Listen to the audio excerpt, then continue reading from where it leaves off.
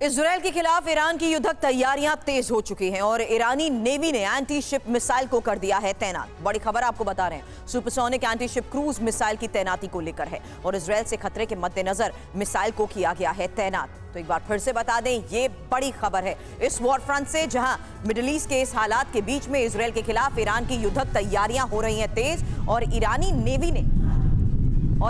Navy ने anti ship missile को तैनात करने का फैसला लिया है। आपको बता दें, supersonic anti ship cruise missile की तैनाती को लेकर खबर सामने आई है, यानी साफ है कि इजरायल से खतरे के मद्देनजर मिसाइल तैनाती का लिया गया है फैसला।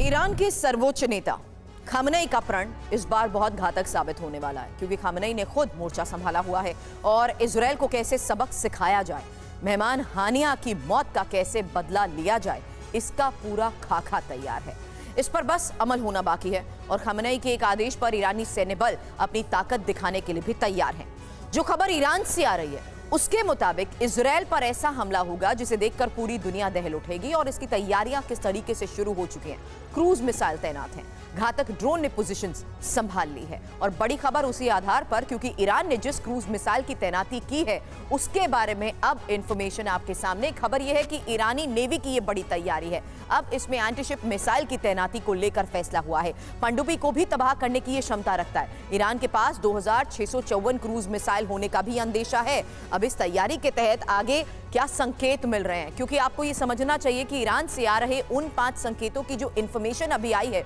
उससे ये पता लगता है कि ईरान का इजरायल पर हमला तो तय है, लेकिन हमले को कैसे अंजाम दिया जाएगा, हमले को कब अंजाम दिया जाएगा और क्या 5 संकेत फिलहाल मिल रहे हैं। उसमें पहला संकेत अहम ठिकानों पर मिसाइलों की तैनाती को लेकर खबर, दूसरा संकेत उस आधार पर जहां ईरानी सेना की हलचल भी अब तेज बताई जा रही है, तीसरा संकेत क्योंकि किसी भी वक्त परमाणु परीक्षण को लेकर भी खबर मिल रही है, चौथा संकेत एयर स्पेस को बंद करने को लेकर किए जा रहे फैसले,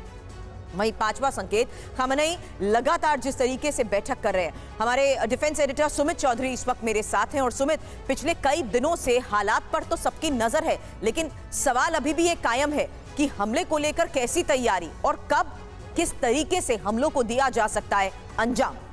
देखिए, अब लगातार ईरान भी अपनी रणनीतियों में बदलाव कर रहा है। ईरान को ये पता है कि देखिए, इजराइल और अमेरिका ने अपने सारे मैकेनिज्म, अपने सारे कह सकते हैं कि जो एयर डिफेंस सिस्टम्स है वो इस इलाके में डिप्लॉय कर दिए। तो अभी लगातार बताया गया कि कल भी इसको लेकर राष्ट्रपति के साथ बड़ा डिस्कशन किया गया, खामनेई लगातार सुप्रीम कमांडर के साथ डिस्कशन किया गया और ये कहा गया कि क्यों ना इजराइल के अलावा इजराइल के जो बड़े बड़े बेसिस हैं, जो उनके इंटेलिजेंस यूनिट हैं दुनिया भर के तमाम देशों में, वहां पर अटैक किया जाए और एक मैसेज दिया जाए कि आप अगर हमारे घर में अटैक करेंगे तो हम आपको दुनिया भर के इलाकों में आपको टारगेट करेंगे। तो निश्चित तौर पर ईरान अपने सभी पॉसिबल अटैक्स के ऊपर, अपने टारगेट्स के ऊपर लगातार बातचीत कर रहा है और अब ईरान की पूरी कोशिश ये है कि अब एक बड़ा मैसेज दिया जाए इजराइल को कि ना सिर्फ हम आपके इजराइल के अंदर, आपके घर के अंदर, बल्कि घर के बाहर भी आपको टारगेट कर सकते हैं। यानी ईरान ने अभी तक जो टाइम बाय किया है उस आधार पर उसकी फुल प्रूफ प्लानिंग को लेकर इनपुट मिल रहा है और उसी आधार पर हम ये स्पेकुलेशंस भी लगाते आए हैं कि क्या अब ये फुल स्केल वॉर की तरफ संभावनाएं बढ़ती जा रही है।